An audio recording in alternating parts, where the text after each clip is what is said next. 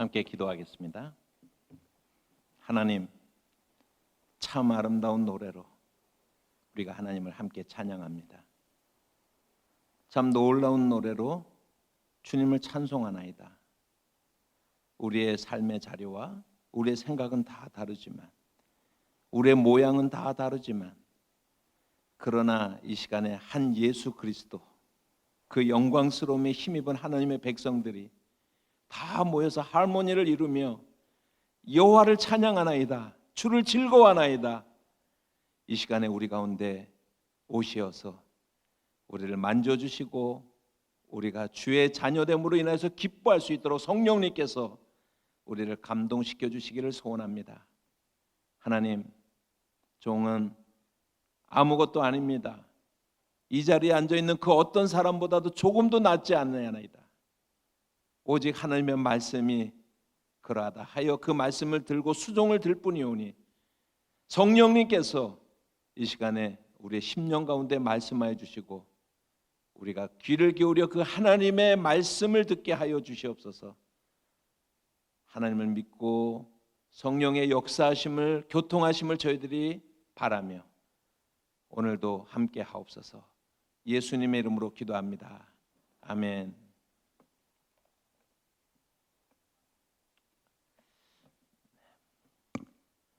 갈릴리 가나에서 예수님께서 물을 포도주로 변화시킨 첫 번째 표적의 의미는 이렇습니다.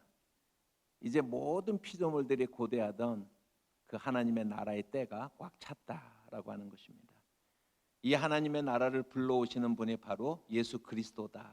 그런데 주님이 불러오신 그 하나님의 나라에 참여하는 것은 극상품의 포도주와 함께하는 그러한 즐거움과 보다도 더 큰 것이다 라고 하는 것이 첫 번째 표적의 의미다라고 하는 것을 지난달에 말씀을 드렸습니다. 오늘은 두 번째 표적의 이야기입니다. 이 두 번째 표적이 일어난 장소는 첫 번째 표적이 일어난 장소하고 동일하게 갈릴리 가나에서 일어났습니다. 약간의 시간의 차이를 두고 같은 장소에서 일어난 2장의 첫 번째 표적과 그 다음에 오늘 4장의 두 번째 표적, 이 두 표적에 감싸고 있는 그런 이제 그 과즙 같은 그런 과육과 같은 이제 그런 부분이 있는데, 그것이 2장과 3장과 4장의 내용입니다. 그래서 2장의 내용을 보면 성전 청소하시고 또 성전을 내가 새롭게 짓겠다라고 하는 그런 말씀이 나오고요. 3장에는 밤중에 니고데모가 찾아오는 그런 장면이 나오고, 4장에는 사마리아의 그 수가성의 여인이 예수님을 만나는 그런 장면이 나옵니다.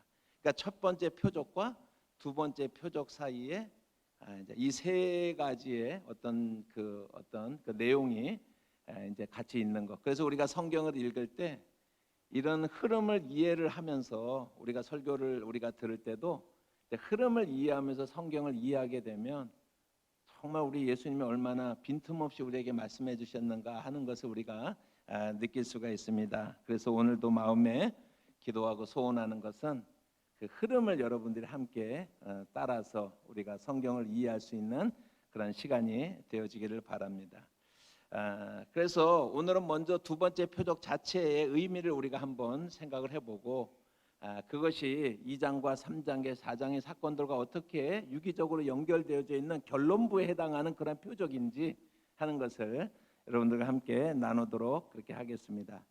요한복음 4장 46절부터 47절까지의 말씀을 우리가 같이 한번 읽어보겠습니다.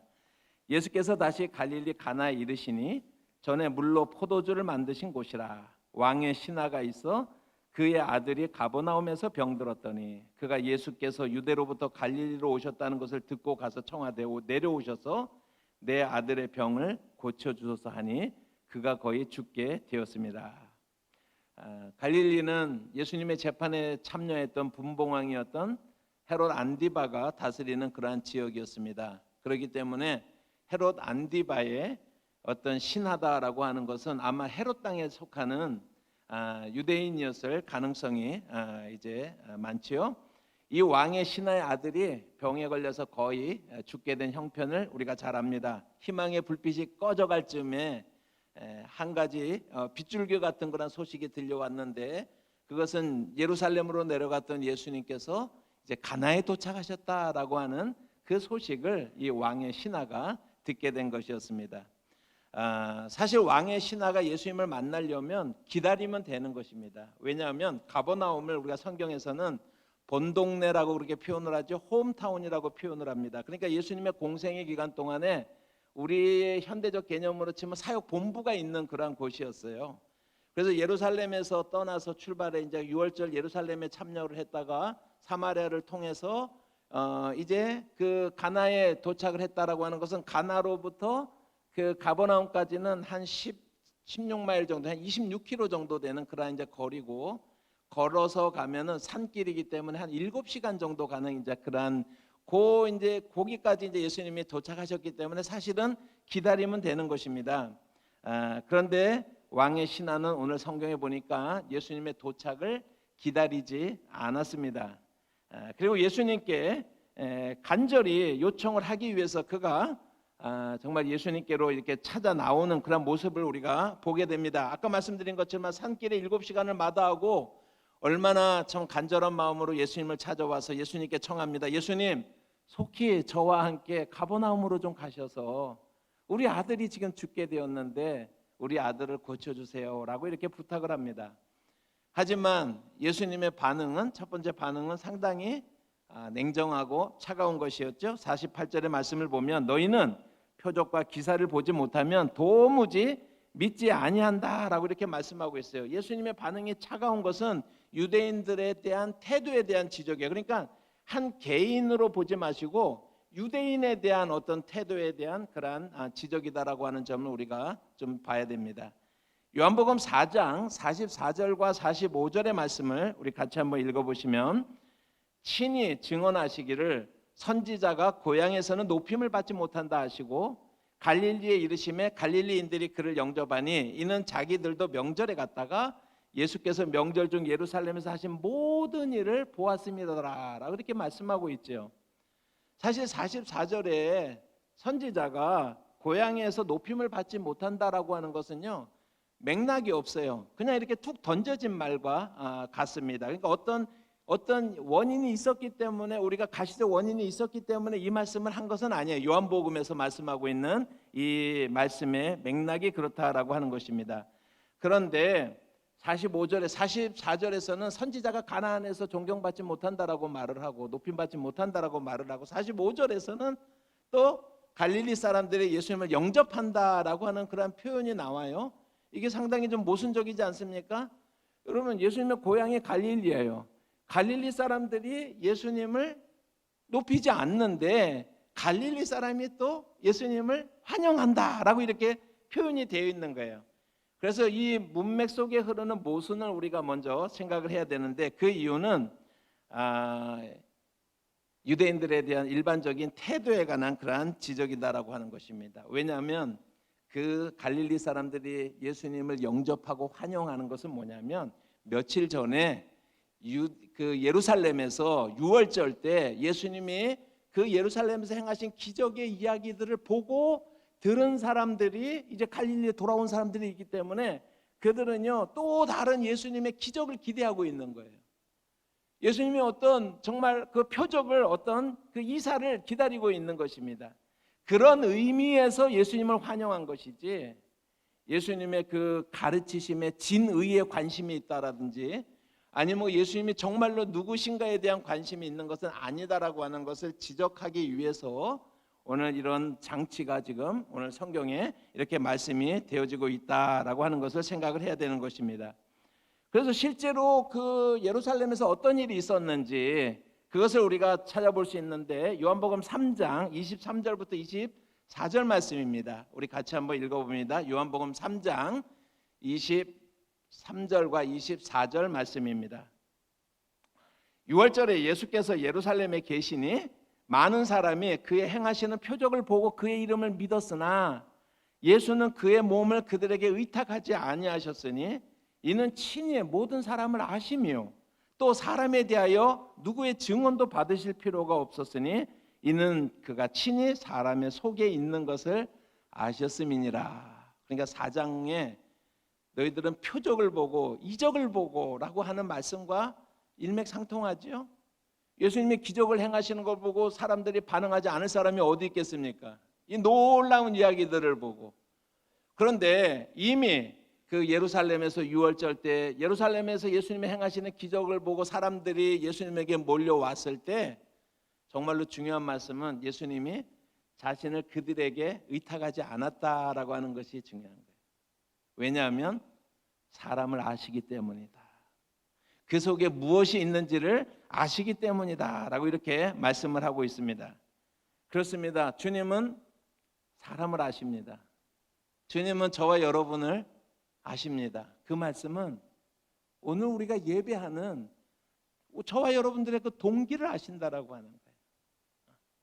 여러분, 우리 애가 얼마나 정말 완악한 상태에 있는지, 우리가 입술로는 주님을 찬양한다고 하면서도 우리가 마음으로는 삶 속에서 매 순간마다 우리가 얼마나 예수님을 배반할 때가 얼마나 많은지, 그것을 의탁해서 만약에 예수님이 어떤 일을 기획하셨다면 100% 실패했을 것입니다. 나중에 오병이어 설교를 할 때 말씀을 드리겠지만 6장 66절에 보면은요, 사람들이 다 떠나갑니다. 실제로요. 그래서 예수님이 제자들에게 이렇게 말합니다. 너희도 떠나려느냐라고 이렇게 말을 합니다. 그래서 예수님은 사람에게 의지하지 않으셨다. 예수님은 당신이 하시고자 하시는 일을 사람에게 기대서 그들의 어떤 소스를 이용해서 그들의 어떤 열정을, 그들의 어떤 무엇을 사용해서 예수님은 그 구주로서의, 구세주로서의 그 예수님의 사역을 이루시는 분이 아니었다라고 하는 것을 우리가 오늘 다시 한번 생각을 하게 됩니다. 이것은 오늘 우리에게 주시는 그런 말씀이죠. 여러분, 우리는 어떻습니까? 기적에 관심을 가지고 있습니까? 아니면 그 기적을 일으키시는 예수 그리스도의 표적, 그 영생, 그 생명, 그 구원에 우리가 관심을 가지고 있는지요? 여러분, 우리는 성공에 관심이 있습니까? 아니면 영생에 관심이 있습니까? 여러분, 우리는 땅의 것에 관심이 있습니까? 아니면 영원한 하나님의 나라에 관심이 있습니까? 이것을 오늘 우리에게 묻고 있는 것입니다. 예수님의 차가운 반응에도 불구하고 이 왕의 신하는 포기하지 않았죠. 우리가 잘 아는 것처럼 49절에 주여 내 아이가 죽기 전에 내려와 주세요 라고 이렇게 부탁을 합니다. 그러자 예수님께서 그 애타는 아버지를 향하여서 이렇게 말씀하십니다. 가라, 내 아들이 살았다 말씀합니다. You may go, your son will live 말씀합니다. 이 신하가 그 말을 믿고요, 기꺼이 가버나움으로 가고 있는 거예요.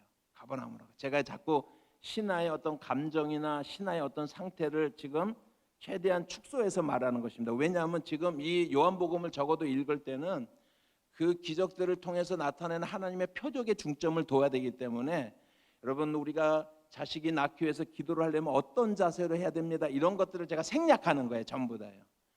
적어도 요한복음을 읽을 때는 그것이 중심이 되는 것이 아니다라고 하는 것입니다. 그럼에도 불구하고 이 왕의 신하가 얼마나 간절한 마음으로, 정말 이 왕의 신하는 오늘 예수님이 약간 시니컬하게 말한 것에 전혀 해당이 안 되는 그런 사람이었던 것 같아요. 이 신앙의 자세를 보지만, 그렇지만 제가 그 부분에 포커스를 두지 않는다라는 것을 여러분들이 이해하시면서 하나님의 표적의 의미에 대해서 제가 설명하기 위해서 일부러 그런 부분들을 약화시킨다라고 하는 것을 말씀을 드립니다. 50절에 보면 왕의 신하가 그 말씀만으로도 충분했습니다. 그래서 다시 가버나움으로 돌아가고 있는데, 마침 가버나움에서 그 왕의 신하의 종들이 그 아들이 열이 내리고 그리고 벌떡 일어나는 것을 본 거예요. 그래서 이 기쁜 소식을 자기 주인에게 전하기 위해서 가버나움에서 막 올라옵니다. 가나에서 내려가고 중간에서 딱 만난 것입니다. 당신의 아들이 살았습니다.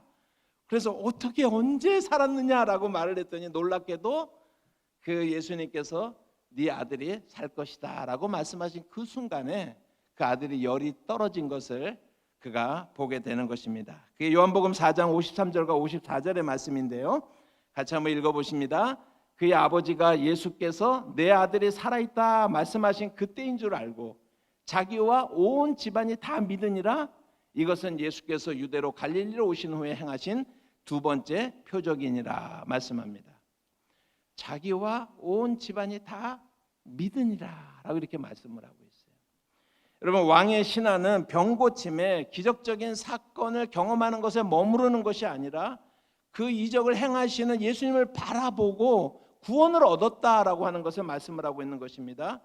그리고 그것이 갈릴리에서 일으킨 두 번째 표적이다, 두 번째 사인이다 라고 이렇게 말씀을 하고 있는 것입니다.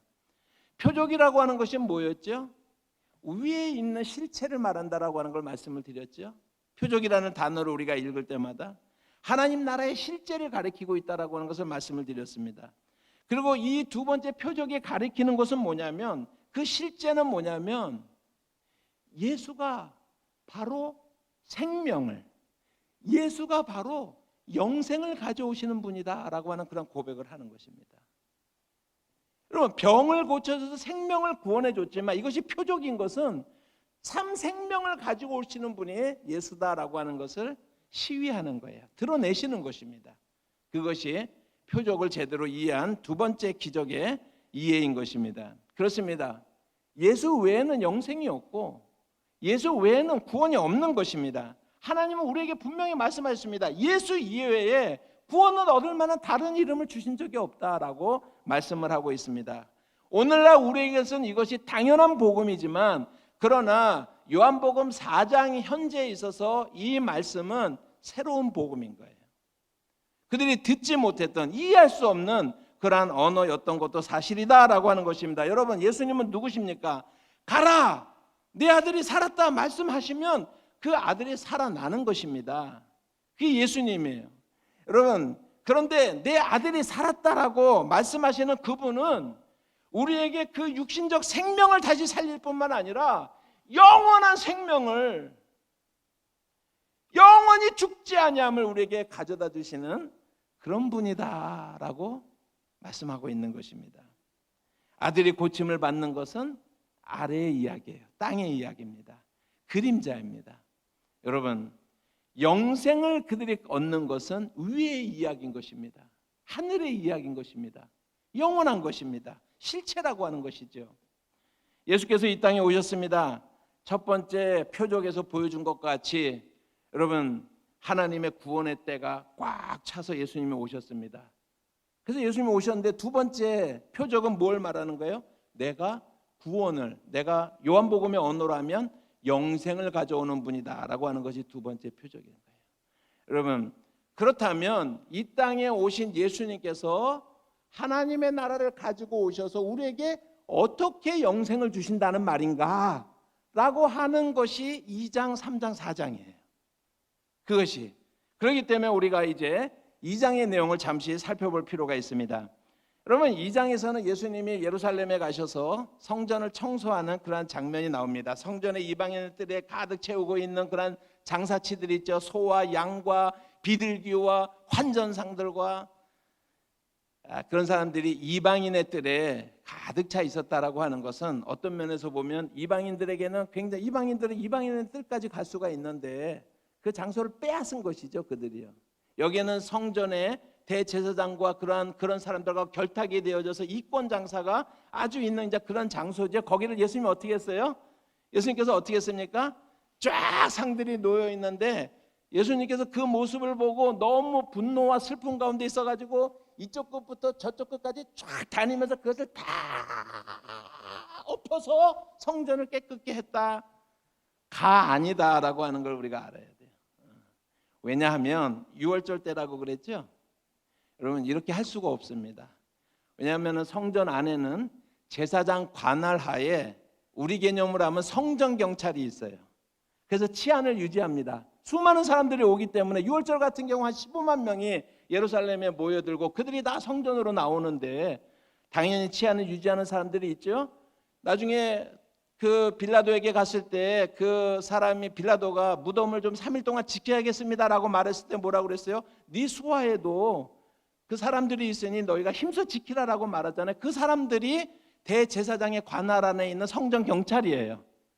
더군다나 6월절에는 북서쪽 벽에 3, 4층 정도 높이의 안토니오 성체라고 하는 곳이 있어서 6월절 같은 데는 그 로마 정규군이 한 600명 정도가 거기에 상주하면서 번갈아 가면서 그 타워에 올라가서 성전 안에서 일어나고 있는 일들을 항상 상시로 감시합니다. 왜냐하면 그때가 로마 입장에서 보면 유대주에서 반란의 기운이 가장 높은 때이기 때문에 로마의 그러한 실제로 그 병력이 600명 정도가 그 성 안토니오의 그 성체에 와서 상시로 이렇게 감시를 하고 있는 거거든요. 그런 가운데서 만약에 예수님께서 막 이러고 막 다녔다고 생각하면은요, 금방 체포됩니다. 그러니까 그러한 시원한 그런 어떤 혁명적인 행동이 아니라 여러분 상징을 읽어야 돼요. 상징을 읽어야 되는 거예요. 그런데 그 상징의 의미가 훨씬 더 중요한 것입니다. 여러분 이 소동이 있고 난 다음에 예수님께서 성전을 헐라 말씀하시죠. 그러니까 사람들이 이렇게 조롱을 하고 있습니다. 요한복음 2장 20절에서 22절 말씀을 같이 한번 읽어보실까요? 유대인들이 이르되 이 성전은 46년 동안의 지었거늘 내가 3일 동안에 일으키겠다 하느더라. 그러나 예수는 성전된 자기 육체를 가리켜 말씀하신 것이라 죽은 자 가운데서 살아나신 후에야 제자들이 이 말씀을 하신 것을 기억하고 성경과 예수께서 하신 말씀을 믿었더라. 여러분 오늘 성경이 지금 말씀하고 있는 것은 성전이 46년 동안 지어지고 있는데 그 성전을 헐면 네가 어떻게 3일 동안에 짓겠다는 말이냐라고 조롱을 하죠. 여러분 실제로 성전은요 84년 동안 지어집니다. 그러니까 이후로도 거의 한 40년 가까이 38년 정도 지어지는 거. 38년인가요? 28년인가요? 예. 84년 동안. 그래서 AD 64년에 성전이 완공됐다. 70년에 성전이 무너지거든요. 그러니까 앞으로도 한참 더 이제 지어져야 될 그런 성전인데 여기서 중요한 것이 뭐예요?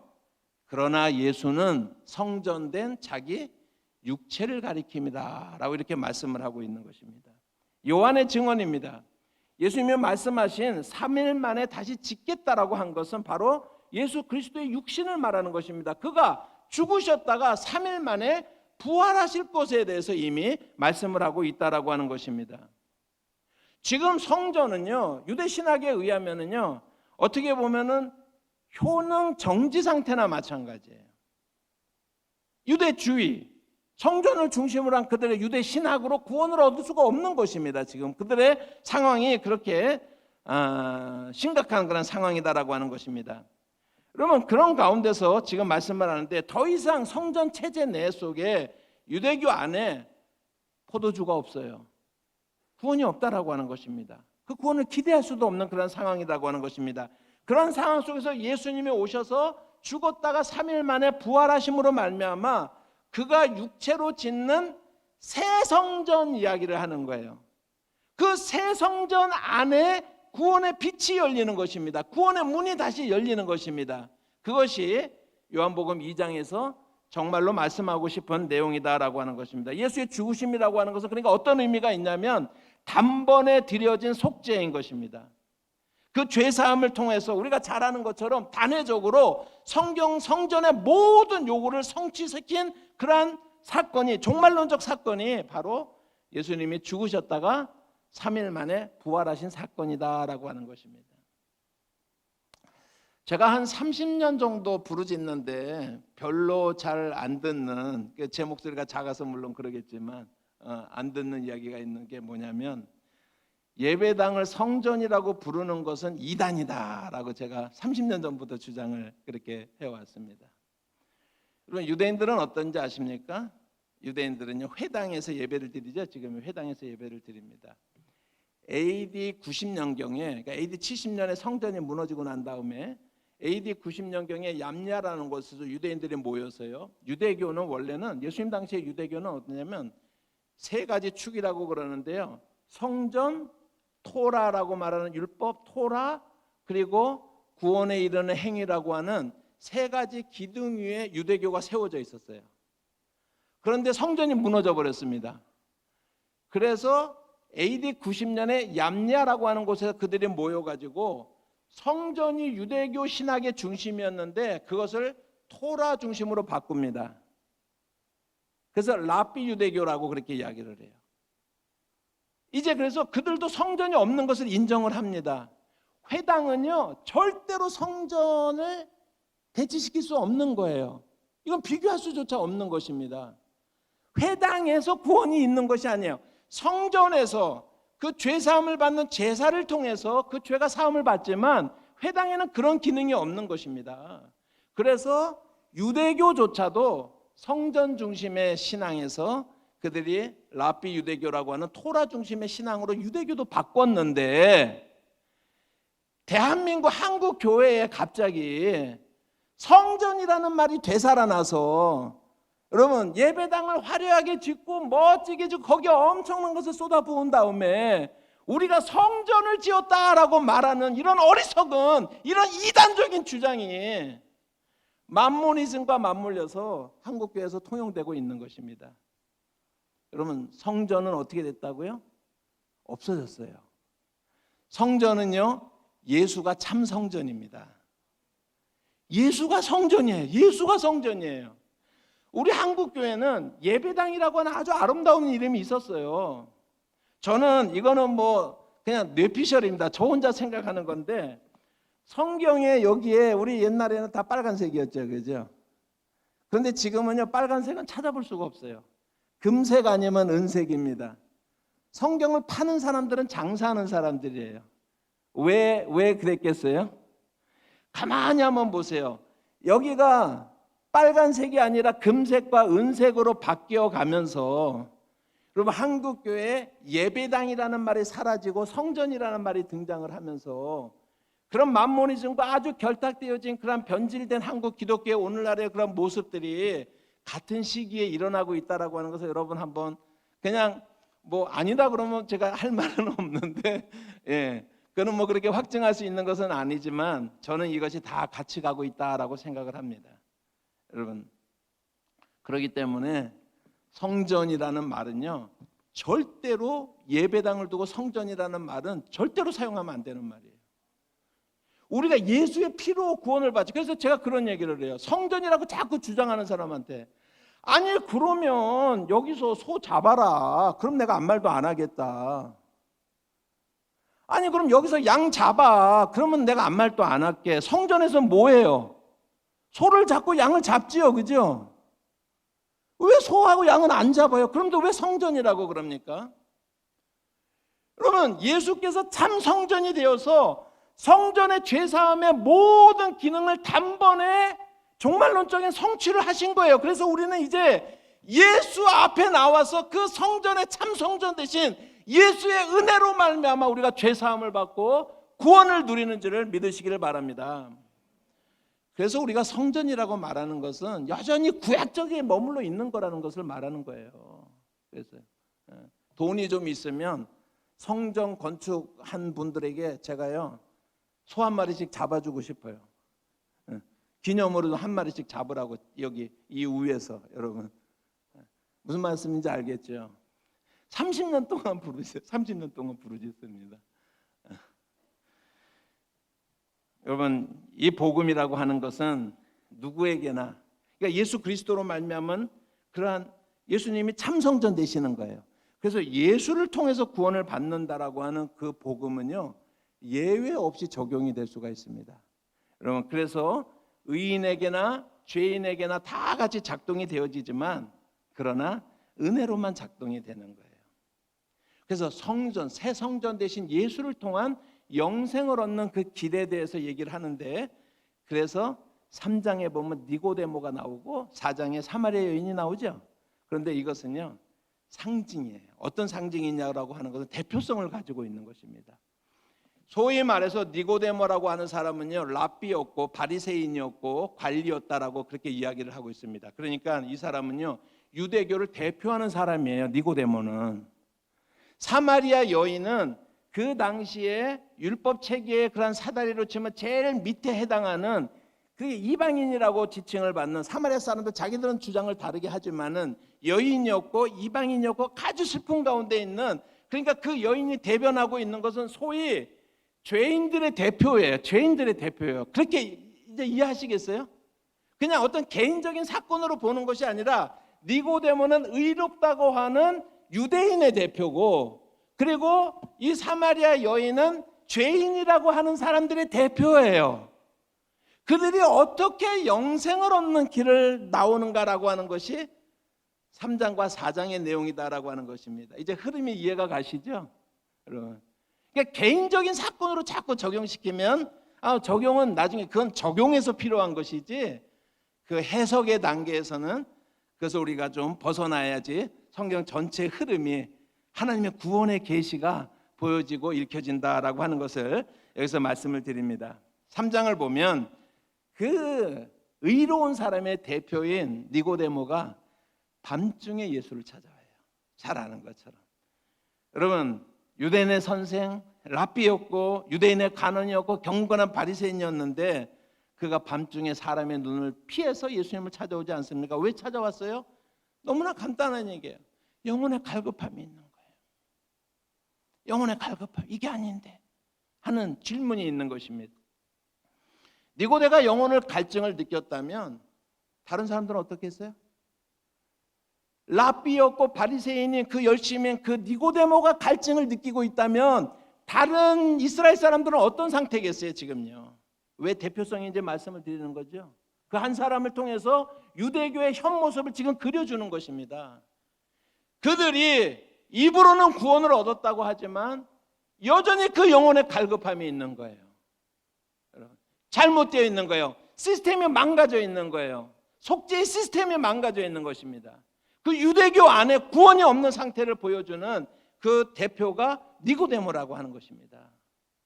여러분, 그래서 예수께서 그 니고데모의 심령의 목마름을 보시고 이렇게 말씀하죠. 진실로 진실로 내게 이르노니 사람이 거듭나지 않으면 하나님의 나라를 볼 수 없느니라 말씀하고 있습니다. 유대교의 장본인이 가장 유대교의 가장 그 사다리 위에 있는 사람이 하나님을 알지도 못하고 영생을 알지도 못하고 거듭남을 알지 못하기 때문에 생겨나는 현상이에요. 여러분, 그래서 질문합니다. 그 사람이 늙었는데 어떻게 거듭납니까? 어떻게 다시 태어납니까? 제가 어떻게 모친의 뱃속에 들어갔다가 다시 나옵니까? 라고 하는 그러한 질문을 이 니고데모도 똑같이 하는 거예요. 우리하고 다를 바가 있어요? 없어요? 없지요. 누가요? 율법의 최고봉, 그 사다리의 최고의 자리에 있는 사람이 이런 형편이다라고 하는 것입니다. 니고데모가 그렇다면 유대인들은 말할 것도 없다라고 말씀을 드렸죠. 예수님께서 다시 말씀합니다. 사람이 물과 성령으로 거듭나지 아니하면 하나님 나라에 들어갈 수 없다라고 말씀을 했죠. 여러분, 여기에서 지난번에 말씀을 드렸지만 거듭남이라고 하는 born again이라고 하는 아노텐이라고 하는 그 헬라어는 원래 의미가 뭐라고 그랬어요? 원래 의미가 위로부터가 첫 번째 의미. 거기서 파생되는 의미가 그것이 다시라고 하는 그런 의미라고 얘기를 했죠. 그죠? 예. 그러니까 거듭남이라고 하는 것은 다시 태어남이라고 하는 것은 본질적으로요. 위로부터 오는 거예요. 우리가 율법을 선하게 지킴으로부터 가는 것이 아니라 위로부터 오는 거예요. 거듭남이라고 하는 그 말 자체가 그런 의미다라고 하는 것입니다. 누가 하나님의 나라에 들어갈 수 있습니까? 여러분, 유대교 그 튼튼한 견고한 성전 시스템 자체가 아니라 물과 성령으로 말미암아 사람이 거듭날 수 있다라고 하는 거예요. 근데 여기서 오해하면 안 되는 게, 여러분, 우리가 한 80년대 90년대 때 순복음이나 이런 그 오순절파가 굉장히 이렇게 완전히 한국 교회에 이제 어떤 유행을 탄다고 그럴까 이제 막 일어났을 때 우리가 물 세례를 받았잖아요. 여러분, 물 세례 다 받았죠, 그죠? 근데 또 뭘 받아야 된다고요? 성령 세례를 또 받아야 된다고 자꾸 그러는 거예요. 그래서 성령 세례가 뭐예요? 방언이에요. 성령 세례 표가 방언이에요. 그래서 방언도 못 받았다 그러면 너 좀 찌그러져 있어. 이렇게 되는 세대가 있었죠, 그죠? 근데 제가 이거를 다 설명드릴 수는 없는데, 여러분, 이 성경은요, 물 곧 성령입니다. 이게 다 초막절하고 연결이 되고 또 요한복음 7장하고도 연결이 돼. 다 요한복음 7장에 보면요, 물 곧 성령을 가리킴이라. 예수께서 고난을 당하지 않으셨으므로 아직 성령이 그들에게 임하지 않았다라고 분명하게 말씀을 하고 있거든요. 그러니까 여기서 물과 성령이라고 하는 것은 물 곧 성령으로 해석을 해야 되는 거예요. 그래서 여기서 지금 말씀하고자 하는 것은 뭐냐면, 영생이라고 하는 것이 어디서부터 오냐면 물로 세례가 부어질 때 하늘로부터 내려오는 성령님으로 말미암아 거듭남이 실현되는 것이다 라고 하는 것을 강조하는 표현인 것입니다. 그래서 이 말씀을 지금 니고데모에게 하고 있는 것입니다. 그래서 뭐 물세례, 성령 세례 그렇게 하면 이게 조직신학적으로 보면은 좀 아닙니다. 그건 아닙니다. 여러분, 예수는 바로 그 일을 하기 위해서 죽으시러 오신 거라고 하는 것을 말씀을 하고 있어요. 어떻게 우리에게 영생을 줍니까? 어떻게 우리를 거듭나게 합니까? 예수님이 죽으심으로. 요한복음 2장에서도 봤지만 요한복음 3장 14절과 15절 말씀을 한번 보십시다. 요한복음 3장 14절과 15절 같이 한번 읽으십니다. 모세가 광야에서 뱀을 든 것 같이 인자도 들려야 하리니 이는 그를 믿는 자마다 영생을 얻게 하려 하심이라, 이렇게 말씀을 합니다. 그래서 예수님이 죽으셔야, 십자가를 지셔야 영생이 우리에게 온다라고. 이게 누구하고 지금 대화 중이에요? 니고데모의 그런 이야기예요. 니고데모와의 이야기입니다. 그리고 나서 어쩌면 여러분, 성경을 연결해서 본다라는 것이 얼마나 중요한지를 한번 다시 말씀드릴 텐데, 하나님이 세상을 이처럼 사랑하사 독생자를 주셨으니 이는 누구든지 그를 믿는 자마다 멸망하지 아니하고 영생을 얻게 하려 하십니다라고 하는 요한복음 3장 16절 다 알죠, 그죠? 그런데 그 요한복음 3장 16절이 니고데모 이야기의 결론이라고 하는 것을 생각해 보신 적 있어요? 이게 니고데모와의 그러한 그 대화의 결론으로 지금 주시는 말씀이에요. 그래서 밤중에 이목을 피해서 찾아온 그 니고데모에게 율법을 안다라고, 의롭다고 생각하는, 구원을 받았다고 생각하는, 그러나 여전히 심령의 갈증 가운데 있는 그 니고데모에게 예수님께서 결론으로 이렇게 말씀하신 것입니다. 요한복음 3장 16절 17절을 그런 의미를 생각하면서 다시 한번 여러분 읽어보실까요? 하나님이 세상을 이처럼 사랑하사 독생자를 주셨으니 이는 그를 믿는 자마다 멸망치 않고 영생을 얻게 하려 하심이라. 하나님이 그 아들을 세상에 보내신 것은 세상을 심판하려 하심이 아니요 그로 말미암아 세상이 구원을 받게 하려 하심이라. 니고데모야, 너도 그 목적 안에 있는 존재야. 예수님이 이 땅에 오신 목적 안에 너도 포함이 돼 라고 말씀하시는 것입니다. 여러분, 니고데모도 알 수 없었던 그 영생, 율법으로 이루어질 수 없는 그 영생, 그 구원의 하나님의 부요함에 참여하는 것은 오직 성령으로 말미암아 하나님께서 우리에게 주신 선물이다라고 하는 것을 고백하는 저와 여러분이 되시기를 주님의 이름으로 축복합니다. 제가 좀 한 가지를 좀 설명을 드려야겠는데, 여러분, 많은 사람들이 구원의 확신에 대해서 조금 이렇게 의심을 합니다. 모태신앙인데, 모태신앙이 뭐죠?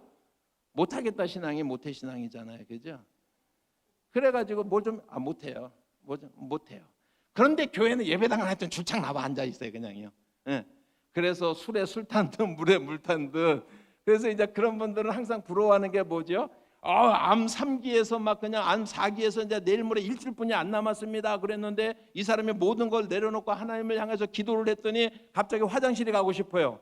그래서 화장실을 갔는데 성령 뭐 뜨거운 것이 팍 왔더니 화장실 가서 갔더니 암덩어리를 다 쏟아내고 그러고 나서 살았어요, 그죠? 여러분, 그렇게 좀 신앙생활 하나님 내가 좀 뜨겁게 하고 싶은데 나한테는 그런 경험이 하나도 없어요. 하나도 없어. 그래서 오늘도 그냥 와서 앉아는 있지만 사실 그 문제만 나오면은요, 뭐라고 해야 될지 잘 모르겠어요. 마음속으로만. 그러니까 질문은 못하죠. 그래도 장로님 그러는데 그런 질문해서 되겠어요? 그러니까 이제 질문은 못하지만 이제 우리가 한번 생각을 해봅니다. 여러분, 오늘 이렇게 오리무중인 분들에게 제가 간략하게 잠깐 말씀을 드립니다. 그 틈을 타고 들은 게 구원파였죠. 권신찬 구원파. 여러분, 예수 믿으십니까? 그 질문을 받을 때만 하더라도 70년대 초반 60년대 말만 하더라도 사람들이 그런 질문을 길에서 받으리라고 상상을 못했어요. 그리고 거듭났습니까? 그러는데 그게 뭔 말인지도 잘 모르겠어요. 그래서 하다가 이제 구원파에 끌려가는 거예요. 그러니까 교회가 그 사실을 알았어요. 그래서 누가 길에서 거듭났습니까? 구원을 받으셨습니까? 묻거든 네, 받았습니다. 확신이 있습니다. 라고 대답하라고 가르쳐 줬어요. 그래서 그 무장을 딱 하고 갔는데 이 사람들도 가만히 있나요? 진화하지? 그래서 길거리에 가는데요. 여러분, 거듭났습니까? 네, 나는 거듭났습니다. 라고 이렇게 대답을 해요. 그런데요, 거기서 그러면 이제 딱 가야 되는데 일이 꼬이는 거예요. 뭐라고 질문하냐면은 언제 몇 월 며칠 날 무슨 사건을 경험하셨습니까? 라고 묻는 거예요. 이건 안 배운 거예요, 이거는요. 그래가지고 또 구원파로 끌려가는 거예요. 그래서 권신찬이 죽고 나서 세 파로 갈라졌죠. 유병현, 그 사람은 이제 죽었죠. 박옥수, 그 기쁜 소식 뭐 거기에, 그 다음에 이호환이라고 대구를 중심으로 해서 서울도 있지만 그렇게 하는 이제 세 파로 그렇게 이제 구원파가 나눠져 있는데, 구원 얻은 날짜와 구원받은 날에 대해서 어떤 관계가 있는지, 여러분 1980년 2월 28일 제가 성령을 체험했습니다. 그날 회개했습니다. 몇 시간 동안 회개하고 나서 내가 구원을 경험하고 예수 그리스도를 나의 구주로 고백했습니다 라고 말할 수 있는 사람이 몇 명이나 되겠어요? 그런데 우리는 많다고 생각해요. 여러분 안심하세요. 별로 없어요. 왜 많다고 생각하냐면 그런 사람들이 간증하니까. 그런 사람들이 간증하니까는 많다고 생각하는 것뿐이에요, 여러분.